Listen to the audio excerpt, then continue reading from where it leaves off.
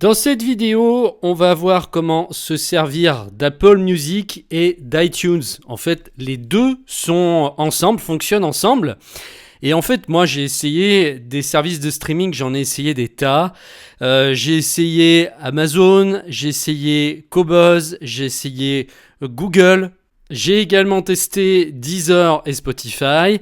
Et après tout ça, eh bien, j'en suis revenu à Apple. Alors, je vais vous expliquer pourquoi et pourquoi c'est en fait pour moi le meilleur compromis aujourd'hui. Alors, ça aurait pu être autre chose. C'est pas parce que moi j'utilise un Mac et que je fais une formation sur Mac que je vous dis que c'est le meilleur service uniquement pour ça.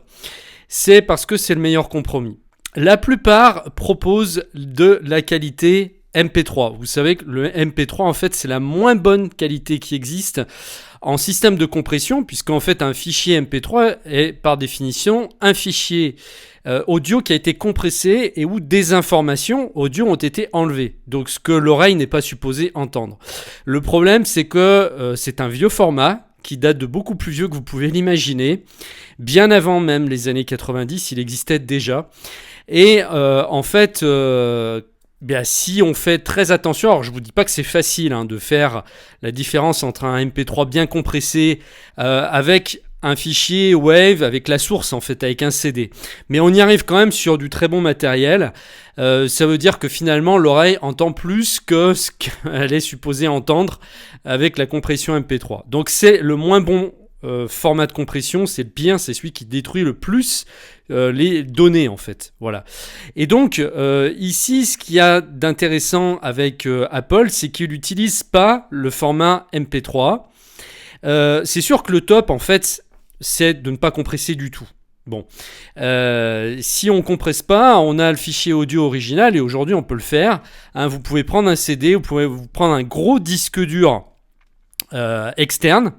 Ok, vous allez donc tout mettre dessus, vous prenez un truc à 2 Tera, 4 Tera et vous allez prendre vos CD et vous allez tout numériser en format Wave ou en format AIF.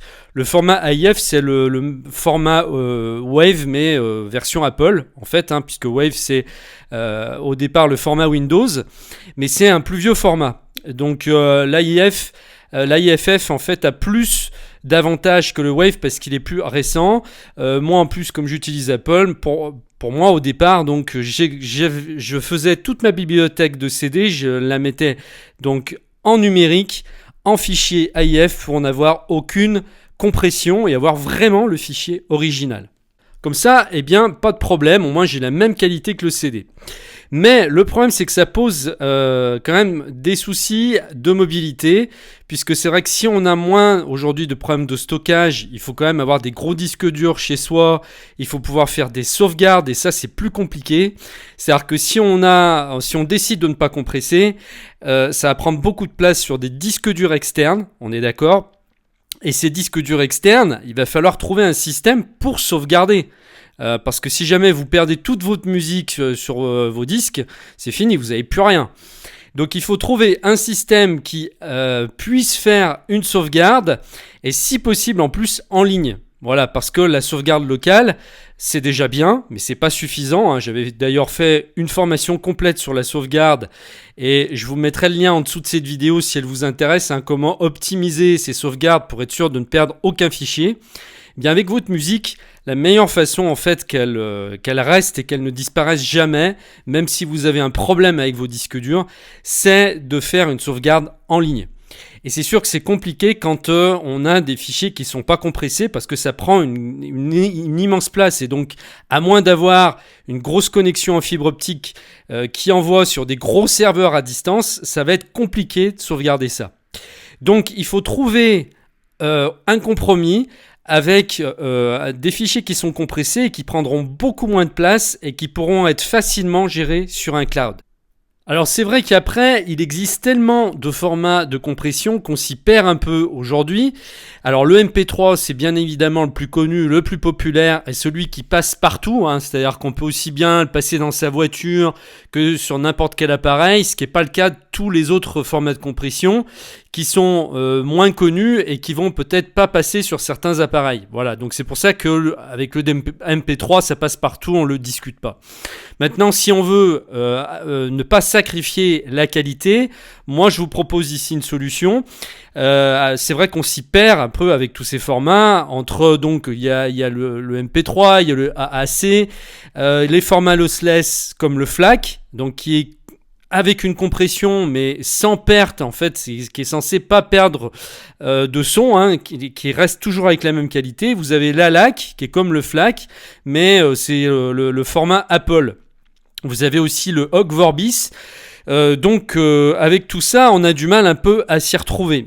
Mais en tout cas, on va dire que le AAC, c'est le format en fait qu'utilise Apple. C'est le cousin du MP3, mais de bien meilleure qualité. Et donc, vous allez être étonné des tests professionnels qui ont été faits, des tests à l'aveugle. C'est pas du tout ce qu'on croit. En fait, on nous fait croire un petit peu n'importe quoi aujourd'hui. On nous fait croire aussi que le vinyle a un meilleur son que le format numérique, que les CD. Alors, c'est vrai pour certains et c'est faux pour la plupart des rééditions d'aujourd'hui, puisque en fait les rééditions d'aujourd'hui sont faites à partir de sources numériques pour la plupart. Alors je dis pas que c'est le cas de tous, puisque maintenant eh bien on revient un peu en arrière.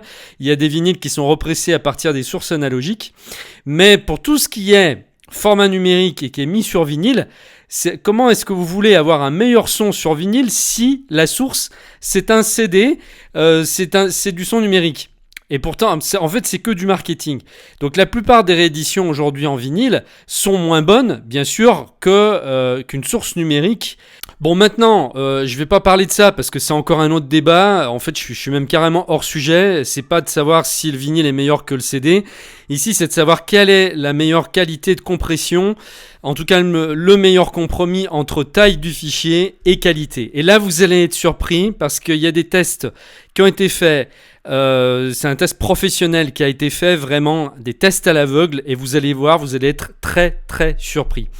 Là, je vous mets le lien en dessous de la vidéo, hein, vous irez vérifier vous-même, vous pouvez aller même faire des recherches pour trouver ce fameux test à l'aveugle. Vous tomberez également sur des sites qui vous permettent d'essayer de faire une comparaison entre plusieurs formats de compression en MP3, c'est en 128, 256 et 320, et vous verrez que pour faire la différence, c'est pas aussi évident que ça. Alors, le 10 septembre dernier, alors je sais pas exactement de quelle année, apparemment ça a été fait en 2009, donc ça fait 10 ans, un panel de 15 personnes, principalement des blogueurs, musiciens, amateurs de musique classique, audiophiles ou mélomanes, étaient conviés à comparer 6 formats différents. MP3, en qualité 320, AAC 192 et 320, qui est donc le format utilisé par Apple, le WMA, j'avais oublié de le citer, donc ça c'est le format de compression de Windows, donc en 192 et en 320, donc de Microsoft, et la source, c'est-à-dire le CD. Dans un prestigieux studio professionnel parisien, donc ça a été effectué ce test, 4 extraits musicaux représentatifs des différentes couleurs de la musique classique, donc piano, chant, violon, orchestre et chœur, étaient proposés à l'écoute dans ces différents formats afin de vérifier les performances musicales de ces formats pour des univers sonores variés. À préciser, l'ensemble de ces fichiers, hormis le CD, était soigneusement préparé à partir du master lui-même, suivant le procédé actuellement utilisé et largement éprouvé par musique classique. Un résultat surprenant. WMA et AAC arrivent en tête, le MP3 loin derrière. Alors le plus marrant dans tout ça, vous allez voir, c'est extrêmement difficile. Cette petite phrase commune à l'ensemble des testeurs à l'issue de leur séance d'écoute résume bien les résultats mathématiques obtenus, donc résultats détaillés en annexe. En effet, et malgré l'écoute sur un équipement professionnel très neutre et extrêmement analytique, dont aucun particulier ne serait en mesure de se doter pour son utilisation personnelle, les différences apparaissent si ténues que le CD se retrouve derrière les formats AAC et WMA dans les formats de compression présentés. C'est-à-dire qu'en fait, la source était derrière en test à l'aveugle et les formats de compression AAC et WMA étaient devant. C'est-à-dire qu'ils trouvaient que c'était de meilleure qualité que la source elle-même.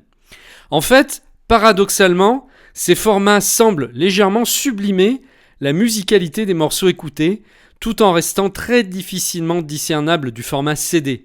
Seul le MP3 revêt le bonnet d'âne, en étant clairement relégué en queue de peloton, comme appauvrissant la richesse harmonique de la musique. Voilà, donc si vous voulez avoir l'article complet, je vous mets le lien, vous lirez. Là, j'invente rien, c'est sérieux. Vous pouvez retrouver sur d'autres sites le test. Vous avez carrément un tableau qui vous fait voir en fait les différents formats classés. Et vous verrez que donc ce qui arrive en tête, c'est le WMA, mais vraiment en haut. Donc déjà même en 192, il est au-dessus, je crois, du format CD, il me semble. Donc c'est dire, alors en 320 je vous en parle pas, et le AAC arrive pareil au-dessus du CD. Donc je vous pose la question, finalement, est-ce que ça sert bien de garder des fichiers originaux sans compression étant donné la place qu'ils prennent? Alors le seul avantage que ça peut avoir, c'est que on peut le recompresser à volonté après dans n'importe quel format. Le problème, c'est qu'une fois que ça va être compressé dans un format, on ne pourra plus le recompresser derrière. On ne va pas compresser un fichier qui est déjà compressé. Ok ? Donc ça, c'est le seul problème en fait. Mais par contre, si vous ne comptez pas changer de format de compression et le garder donc en WMA ou AAC, à ce moment-là, ça ne sert à rien de garder, on va dire, les fichiers originaux si vous ne comptez pas les réutiliser plus tard pour les travailler, voilà, et pour les remettre dans un nouveau format. Parce que du moment que de toute façon c'est compressé, après si vous refaites une compression derrière, vraiment le son va être dégueulasse. Mais bref, on va partir du principe que vous voulez le meilleur compromis. Donc vous allez avoir une qualité égale au CD en choisissant le format AAC à partir du 256, de la qualité 256. Et donc c'est ce que propose en streaming Apple. Et c'est pour ça que finalement j'ai fini par choisir Apple pour le service streaming. Et en même temps, vous allez voir tous les avantages que ça a. Et ça, je vous le ferai voir donc dans une seconde vidéo qui fait partie d'une formation donc sur Mac. Vous pourrez y avoir accès, je vous mets le lien en dessous de la vidéo, puisque là je pourrais pas tout vous mettre dans cette vidéo-là. Pour l'instant, je vous explique en théorie et après on passe donc dans la vidéo numéro 2 à la pratique et je vous fais voir en fait comment faire pour à la fois utiliser le service de streaming de Apple tout en mettant vos propres morceaux, en les mélangeant avec les vôtres si vous avez déjà des CD. C'est pas la peine de les écouter en streaming, vous pouvez avoir vos propres fichiers que vous pourrez réutiliser partout, voilà, ils sont à vous en fait, vous n'aurez pas besoin de les acheter. Vous prenez le CD d'origine, vous le compressez en AAC et vous pouvez donc mixer le streaming à la fois avec vos propres fichiers et c'est l'intérêt justement d'utiliser Apple Music. Il y a un dernier avantage aussi à utiliser donc le format AAC, c'est qu'il est gapless. Alors ça, il y a peu de gens qui le savent.